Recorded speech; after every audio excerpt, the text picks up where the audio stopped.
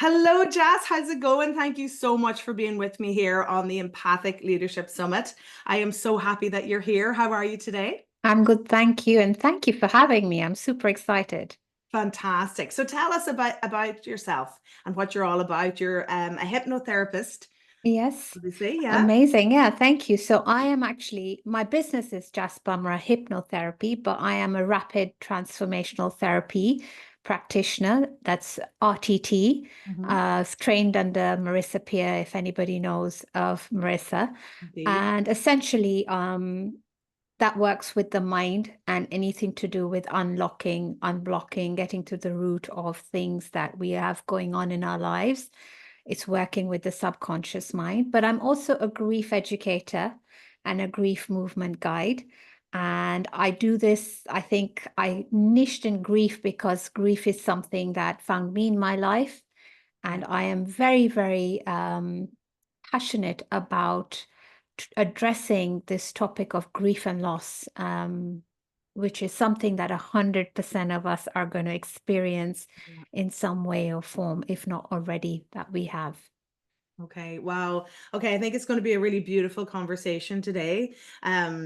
I love that grief movement guide. I'm going to ask you about that in a moment. But before we dive into all of that, could you tell us maybe what your experience has been in your own life and your own career of empathic leadership or lack thereof, or your general experience of leadership? Yes, certainly. Well, so I have, before I went into RTT and grief education and all of this stuff, I used to actually work for my local council.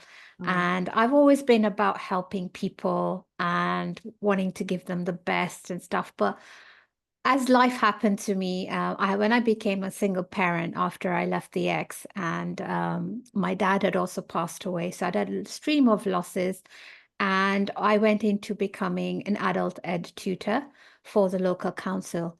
And it was really nice to see that I worked in a place where they understood the needs of someone like myself who had retrained to come into this kind of job, but also the fact that not only was I a single parent, but that they when they got to know me that I had lost my dad, and it was all there's a lot of layers to me, and it's not like I asked for a lot, but even just the little requests that I kind of put forward to, when you have someone who is empathic, it's really nice to know that you are seen, mm, you are heard, and you are valued. And I think when you have leadership like that, people who are within that environment will give even more of themselves in their work and in their jobs or roles. And that's exactly what I did. I was really listened to, heard to, understood. And I equally gave 110% because I really valued that I was valued. fantastic. Okay, so Yeah. was your grief recognized in that? Actually, just to connect with you on that, I lost my father as well when I was quite young. I was in my early 20s. So I'm casting my mind back to the jobs in my early career, and Mm. was it recognized the amount that I was going through? Like, did you feel that your grief was recognized at the time? It's really interesting that you asked that. So I had different experiences with different people. Right. And I found that those who had experienced it, so now with yourself, the minute I mentioned that my dad passed away, Right.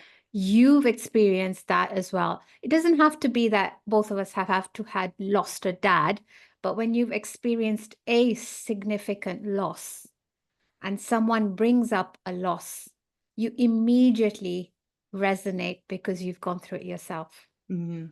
So my experience was varied because there were some people who had had some kind of loss, so they acknowledged the grief, they understood it. And some people who hadn't, they just didn't see it. And as a society, this is where my job comes in with the work that I do. It's all about raising the literacy of grief Mm. around our communities and definitely through leadership, because I then would go to the one who I knew would understand me better as Mhm. opposed to the one who just didn't get it. So it really does make an impact on how much empathy you have towards the people who are in your group and in your space. Mm. It makes you be able to be relatable Yeah. and to, so yeah, I had those different experiences in my own life. I remember back, it's bringing a lot of memories to the fore now, but sometimes when you're grieving, and not a lot of time has passed, so it's very fresh, Yeah. it's very raw. I remember thinking at times, nobody can do it right. If they mention my dad, it's wrong, and if they don't mention him, it's wrong. It's a very delicate situation in terms of what the person wants, and what that individual is experiencing through loss, and obviously their loss is individual. Can you talk us through all of that, and Yeah. give us as many pointers as you can so people can understand how to become more literate and more empathic when they are met with someone who's suffering a loss? So the thing is, a lot of people in our society, grief is something that almost is thought of as you've lost somebody, now kind of just let's get forward, let's move on. And I really do not like the term move on. Mm. And people have this idea, some people have this idea that it may make them weak if they show vulnerability, if they're expressing their grief or loss. So it's both sides. So the person who has had the loss as well needs to know that they are where they are, right? Yeah. Like you said, I wasn't sure if I should mention my dad's name, or if they should, then I'm okay. If they don't, then I'm okay. It's really strange because we ourselves, as those who have lost loved ones or had a loss, because loss isn't just around a bereavement, Of even course. something like a divorce, right? Or loss of a job, or if you've you've moved from one place to another, there's a loss, and significant loss comes with when we have meaning to something or someone, and it's Okay. no longer part of our lives. So we have this idea, we ourselves don't know how to feel. So first of all, I think we just need to take a step back and be I always say the three things come to mind when we want to really look at ourselves is patience, right? Patience with ourselves, because there'll be some days when you are okay if somebody mentions your dad and you actually like it and you actually want them to, right? Yeah. You want somebody to, if you're walking on the street and you see someone you'd actually like them to come and say hi and ask you about your dad because you're feeling that way that Well, day. definitely as the Yeah, years have as the gone years go. on. In Yeah. the early More days, and more. maybe you're not sure. So maybe you were all about, I really don't know how to deal with it because I don't know how my emotions are going to go. So I don't want to speak about it. And that's okay as well, Yeah. right? So for the person who's lost, patience, acceptance, acceptance not of the loss or the fact that, your dad's died or somebody's died, acceptance of the fact that these are your feelings. You're going to go through a series, especially in the early days, you don't know how to feel, right? So acceptance and kindness is the other one. We need to be really kind with ourselves because, like you said, you might not know how you're going to be when you show up at work, right? Let's say Yeah. the first time you go into work, or the first time you go into a big meeting, or let's say you have a networking event or something like that, and you're going after loss and you don't know whether you'll be able to hold up. You don't know if they'll ask you about it. And then when you go in, you realize, oh, people don't, you may go in there thinking, oh my God, how am I going to deal with it? And then when you go in there, people don't even remember. And then that makes you angry And as that's worse well. again. Exactly. Right? So it's one of those situations where you literally need to be in flow with yourself, Yeah. allow yourself to accept, honor your emotions as they come. That's for the person who's had the loss, Okay. right? For the one who's actually going through it. And also, I think on special occasions or places where that you, like, let's say you're attending, there's a big work meeting after a loss. I would dedicate some time on that day specific. I recommend dedicating time and working. Well, this is what I do with clients as well. But I recommend on those days that you know are difficult, or the anniversaries, or those special days, or let's say the first time like you're going into a meeting and you don't know how you'll be. I always recommend giving yourself dedicated time towards your grief, especially on that day. So in the morning or before you pop in for the meeting, just give yourself some time. And this is where we can have things like the movement stuff I mentioned. Right.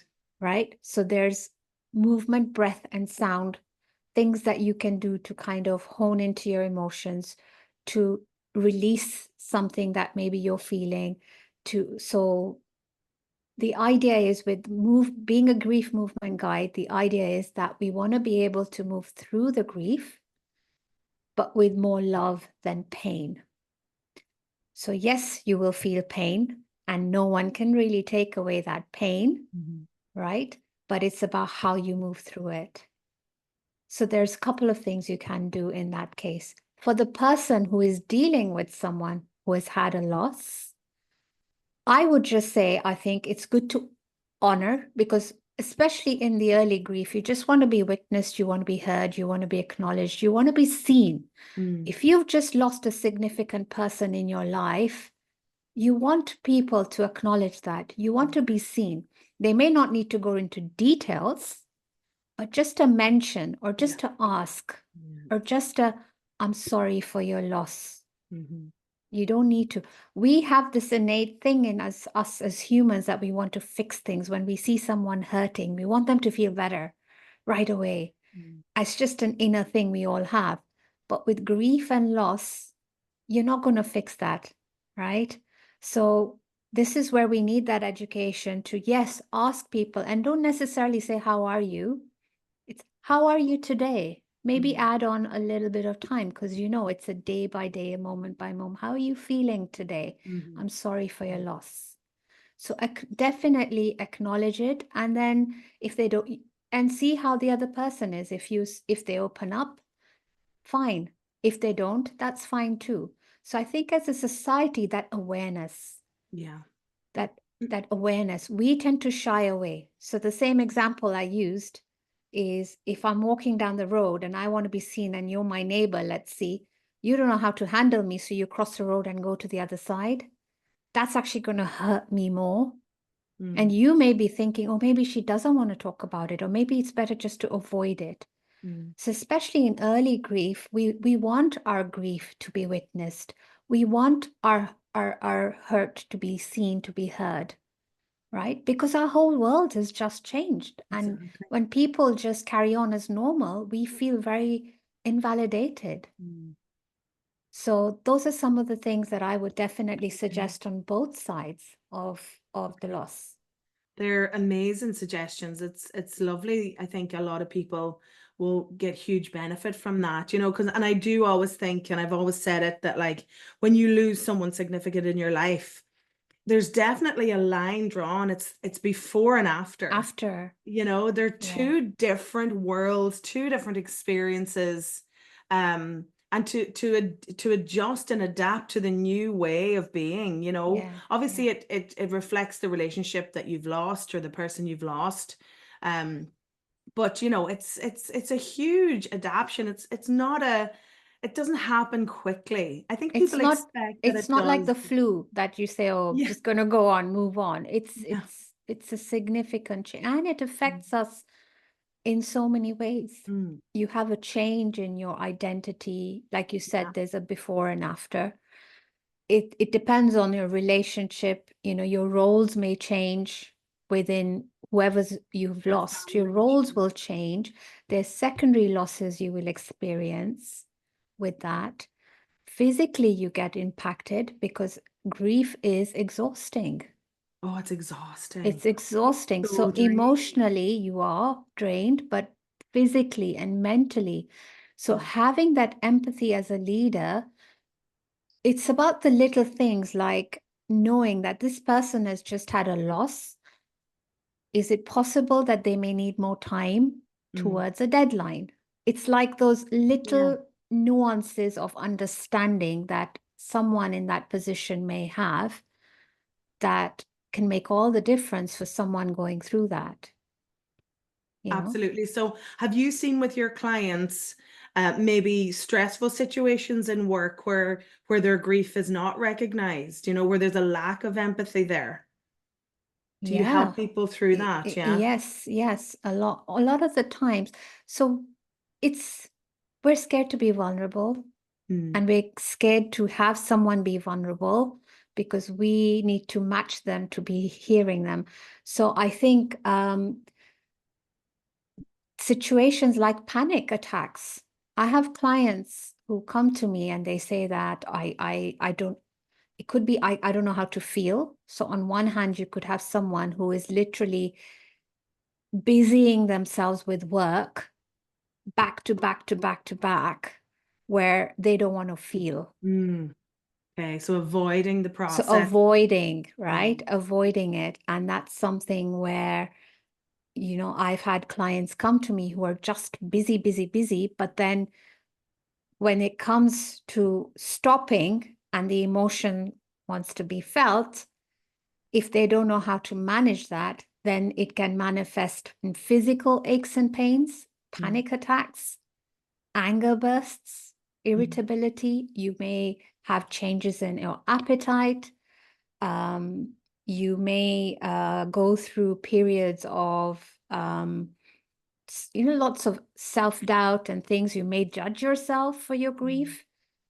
People turn to alcohol, other addictions. So my clients who come to me go through all kinds of things at work as well as at home. And it's your whole life, right? So it's not just Yeah. at work. I think it makes it because we take a professional kind of we wear this professional mask when we go into work, Yeah, of and course. now your personal loss is seeping through that Yeah. mask, Yeah. and it's like, how do I handle it? It's So that, confusing. yeah, so Mm. maybe I've had people who say, I've lost my confidence in presenting, Mm. or I just feel really slow and sluggish in making decisions, or I feel really angry all the time. Mm. Even the littlest things are annoying me, right? And I feel myself getting annoyed at work with my colleagues, or I just feel like I just don't want to be there. Mm. So literally, I'm going to work. So there are all kinds of things that I do see with clients coming up, and it also depends, like you said. Um, there is no timeline in grief, by the way. But just as a marker, you have early grief, and you have kind of mid grief, and then you have the longer, more mature grief.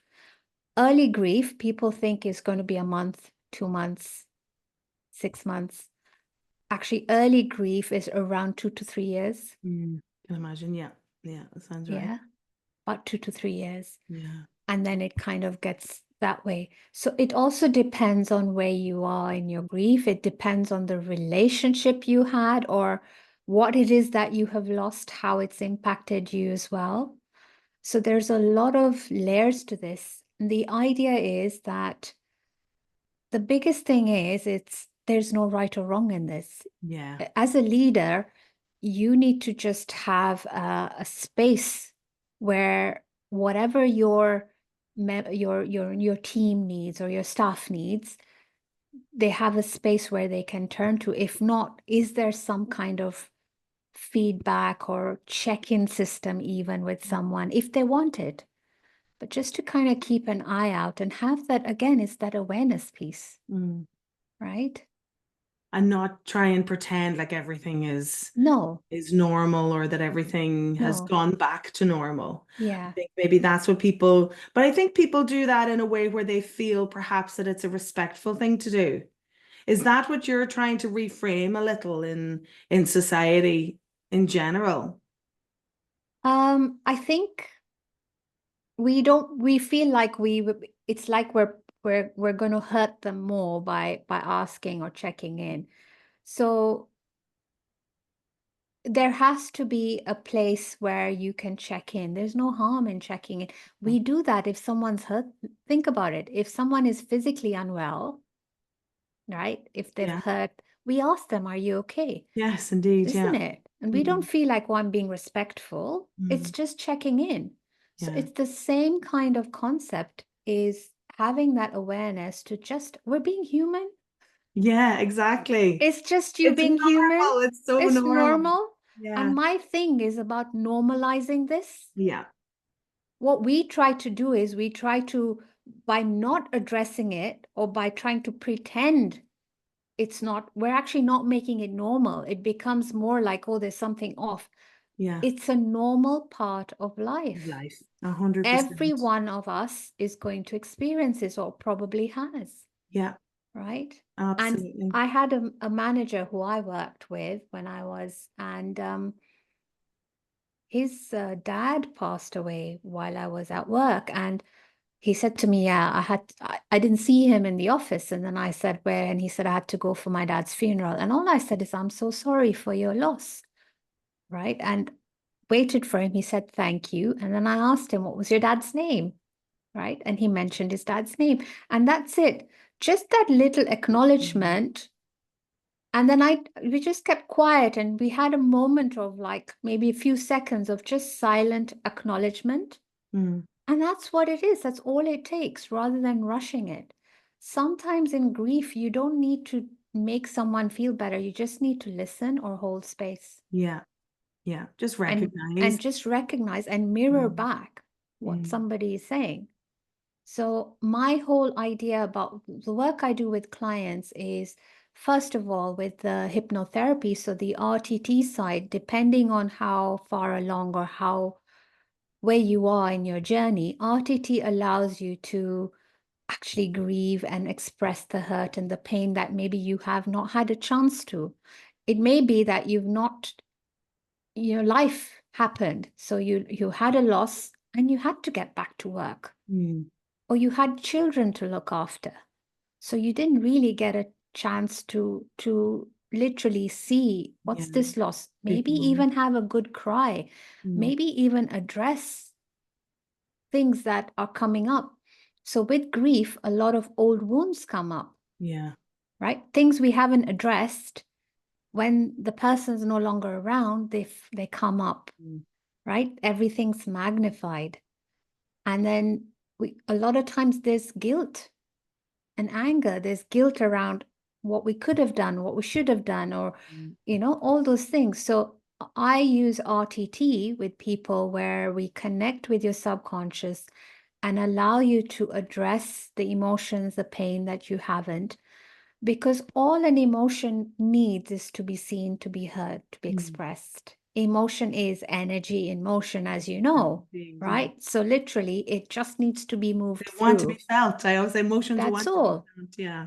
And that's all. Even the same applies in grief, Mm. right? Not to say that if you've, people have the stages of grief, and you hear about this, that they say 5 stages. And Yeah. with the grief education that I've had, there's a 6th stage as well.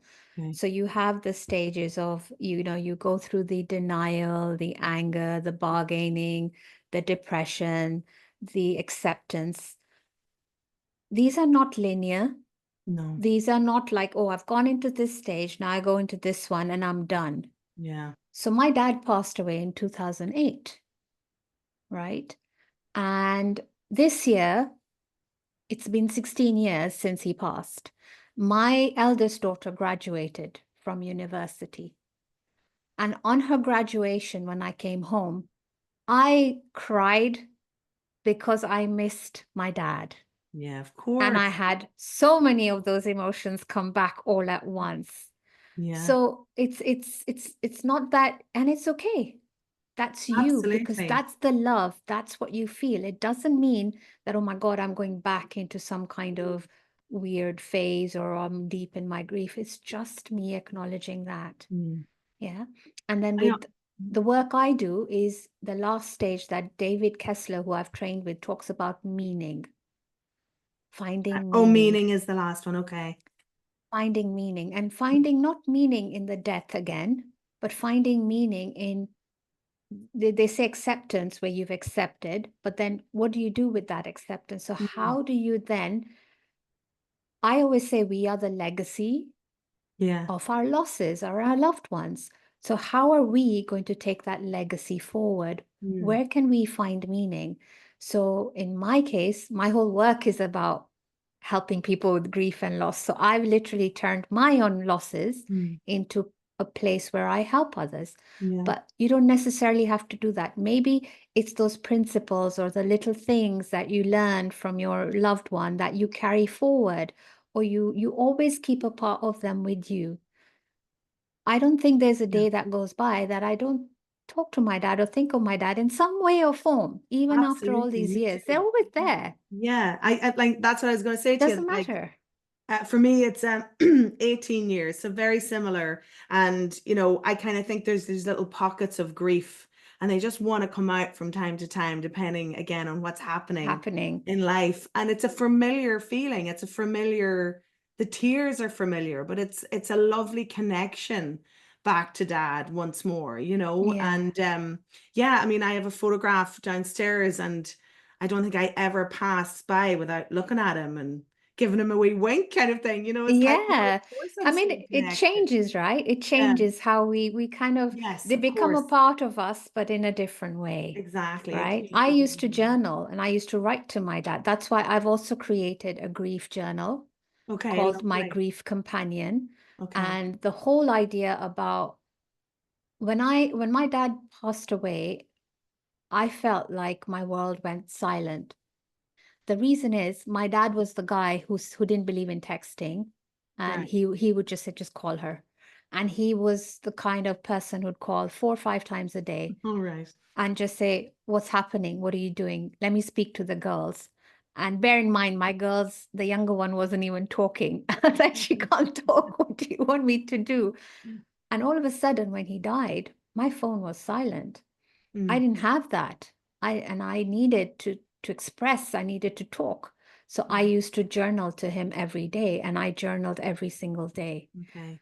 And when I was started the work that I do now with clients, one of the things that I do, if you are the kind of person who journals or has a diary, but then what I realized as well over the years is the moments that I had gone through of my grief, say, for example, the dreams that I had of him, right? You forget these as you go on, Mm. right?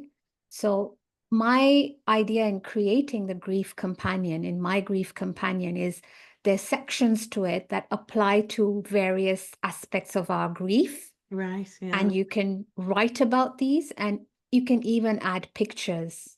So you end up building a really beautiful tribute and a memento for your loved ones, and just for a keepsake as Mm. well. Wow, that's So beautiful. yeah, and I really put my heart and soul into that book. It's available on Amazon as well if anyone wants to gift it.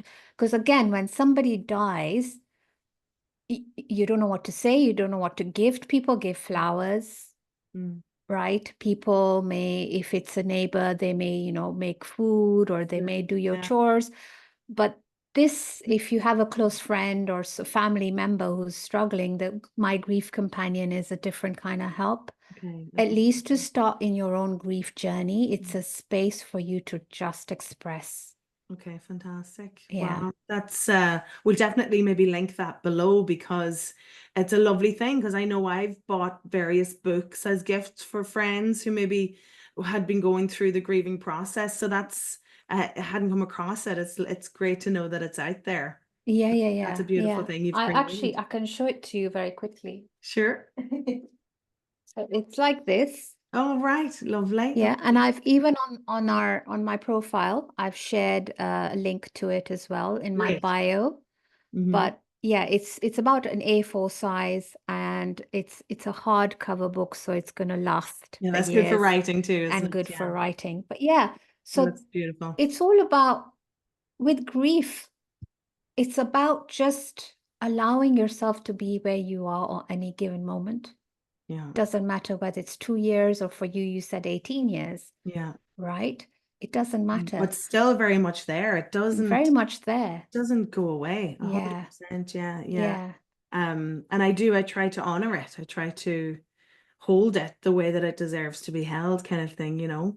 Yeah. I suppose a point that I know I've made to you before, just before the call, do you think that the culture has something to do with the experience of grief? Because I know that here in Ireland, we're kind of known for being quite good at coming together and, you know, having wakes in the house and lots of music and Mm-hmm. whatever spirituality or religion applies to Mm-hmm. you, you know.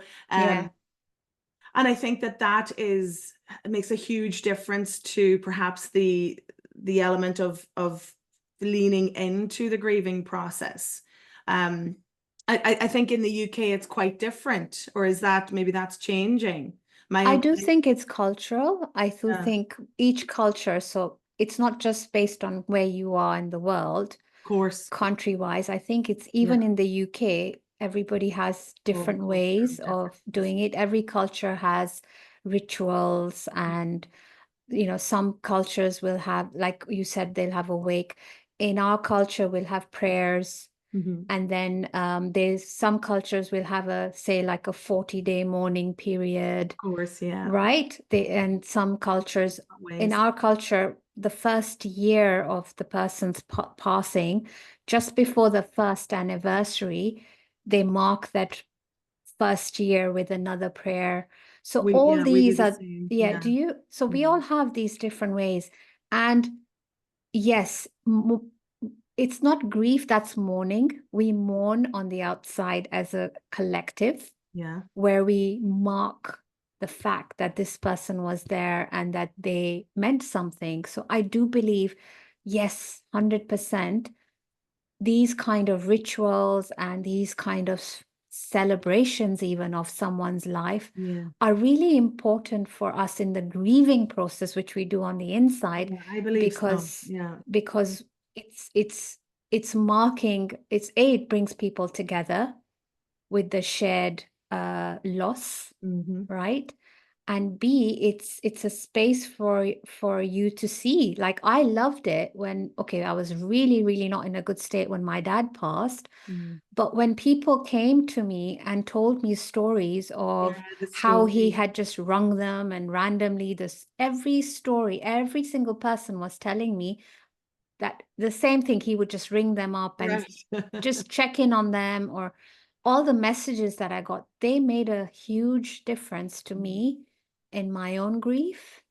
And I hung on to those stories Yeah. because it just makes it so special hearing about these things, right? This is what, in a way, so I get clients who had losses during the pandemic, Yeah, very tough. okay? Yeah. So COVID did a number on us, not just with the actual losses we had. So not only are you grieving a loss, Yeah. but the fact that we weren't allowed Mental health, these rituals. Yeah. to be together, to be part of the funeral, that was a big part that was taken away Yeah. from a lot of people. Yeah. And so I had, people who lost people in COVID, the stories that I hear, the grief is even more, where I find myself just giving them a chance, because it was like, it was as if it's a dream. Did this person Mm. really pass away? What really happened? So Mm. that showed me how important it is to have these rituals and Yeah, to to come have, together, to yeah, have to come people around together. you. Yeah. So even in the workplace, there needs to be a collective, I'm not saying you have a ritual, but a collecting awareness again, Yeah. that so and so has had a loss, they're coming back, and just be aware that, they may need support, Okay. or they may behave a bit differently to normal, or they, like I said, they may need more time. Mm. Just ask. I think if, as a leader, we just take time to ask someone, what is it that I can do for you to make this journey easier for you?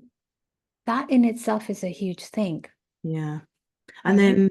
then everyone experiences it as the collective so that it Yeah, becomes part of a culture. It becomes yeah, completely normal rather than people wondering should they or shouldn't they, yeah, shy away from it. Yeah. So, I yeah, mean, something as simple as an email to let everybody know, yeah. or, Yes, it's not just an complicated. email, or yeah.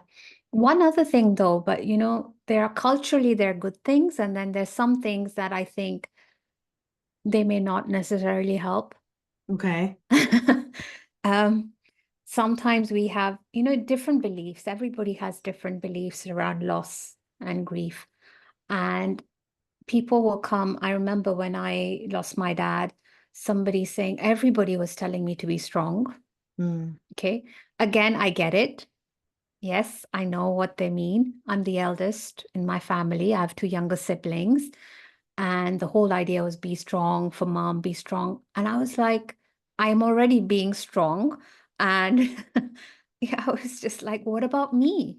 Mm. So you feel like this be strong. That means, can I not cry? Can I not show Mm. my weakness? And then in some cultures or some faiths, maybe, and I know I had it in our some people said to me, oh, he's in a better place. Again, it's not said in a it's meant to be received in a caring way. But the person going through the grief, Mm. they may not be able to see that right now. They might Right? need to hear that They, a that bit. might actually be like, how do you know? My person's not here with me. Mm. I don't care. What do you mean? How do you know he's in a Yeah, and better I place? barely got my head And around the I fact that he's barely, not here anymore. yeah, yeah. Never mind where So he might have again, gone. it's just having that little Mm. mindfulness around people. And again, usually people are saying this with complete good faith, and they Absolutely, and mean they want to compassion. help, right? Yeah. But it's just not landing because that person is not in that space to take it in that way at the time. So one thing that I want to just say is it's really important when we are either grieving ourselves or we are supporting someone who is grieving to not personalize things Okay. that people may have. You know, people have certain rituals and boundaries. I know somebody who lost her husband, and she didn't want people to come in to give condolences to her and her husband's home, Okay. right? It was just something really sacred. She wasn't ready for that space to be opened up for that purpose. Right. So she was requesting people to come to either her in-laws or to her own home. And she tells me that there are some family members who actually took offense at not being allowed to come and do what they needed to do, because for them they didn't understand. They stopped talking to her. Oh dear. So as a society, again, this personalization of someone who is in grief, they may get angry. They may say to you, how do you know it? If, you know, Yeah. you've lost your dad, but let's say like I help people with all kinds of grief. Now, I've not had certain losses, but I have helped clients through them. But somebody can get angry and say, how do you know it's like that? Mm. Right? But remember, it's about coming from that place of compassion and understanding that they're angry because they're hurting Of course. is Yeah. the hurt. Yeah. So I think one thing that we want to take on is that let's not personalize that hurt that person has. Just step back for a moment and just say, okay, this person has said this or done this. Would they normally do this? Mm. Probably not. Mm. Yeah. So that It's not direct. personalization, we take Yeah. it personally. So the people who told me to be strong, after a while, I didn't say anything, but inside, but I knew they're coming from I knew they meant well, Yeah. right? Yeah. So it's just about allowing it's a very different time. You're not Yeah, yourself. you're not yourself, and it's, I suppose it's a level of sensitivity that's required, you Yes. know. I mean, a lot of this summit is about high sensitivity, and that comes naturally to a lot of us, but it maybe doesn't come naturally to everyone. So this is why maybe us HSPs are here to shine a light on some of these things that Yes. maybe come more naturally to Yeah. us, you know. And it's fair enough. Everyone's different. Some people don't have that level of sensitivity that flows so easily. So Mm. it's amazing that you're teaching society maybe how to be in certain situations. It's been such a pleasure chatting to you, Jas. I mean, It's a beautiful, beautiful work that you do and so badly needed. So well done. Well Thank done you. for putting your heart and Yeah. your soul and your It's mind not to. an easy area to work in, No, no. And but I hope you protect yourself well yeah. and manage your own energies, which I'm sure you do around all of that. So we'll definitely have that beautiful journal, that Mhm. guide linked, and then you had a guided meditation as well, maybe to offer. Is that So correct? the guided meditation that I have offered, I have a couple actually. So, but the one I've offered people who are here attending the summit is one that will apply to everyone, not just for grief, because I wanted to give something to somebody that everyone can use. So it's about finding confidence in uncertain times, in Okay, uncertainty. lovely. So when you're going through any ups and downs or anything, it's about really leaning into your own power and that kind of stuff. So it's an RTT, rapid transformational therapy hypnosis, Hypnosis. which Okay. is designed for you to listen to and go into your subconscious as you listen. So obviously, do not be doing anything that needs your attention while listening. It's okay. But yeah, so I thought that Okay. would be a good one. But with Yeah, that's the great. Brief Companion, if anyone does buy it, I've also made, and even on my, so if anyone goes to my socials on Instagram or anywhere, through my link in bio, you'll have all my links. But I have a couple of free resources Okay. that are all about exactly education and helping somebody. So I Okay. have a free grief information PDF which Okay. just allows you to kind of some of the stuff we've talked about, like the stages and the care, the patience, acceptance, kindness, all of the stuff that I've touched on, that is like foundations of grief, I guess is what you want to call it. And then I have some free, if you've just had a recent loss and you are in that space where Mm. you are struggling, I've made an RTT hypnosis called Navigating a Recent Loss. Okay, lovely. It's not going to take away your pain, but it's designed to give you a little bit of soothing at this time of pain that you are going through. Fantastic, fantastic. Jess, Yeah. thank you so much. Thank you for joining me on this summit, this Empathic Leadership Summit. Hopefully, we've got some messages there across to maybe some leaders who might be watching. Thank you for your time and energy, and good luck with your work. I think it's No, fantastic. amazing. Thank you. And I love the fact that we are talking about empathy and leadership in the same line, because I think we need it so much. We do, don't we? Yeah, Absolutely. 100%. So Well, thank you thank for you. joining me. Thanks, Jess. Thank you. Bye.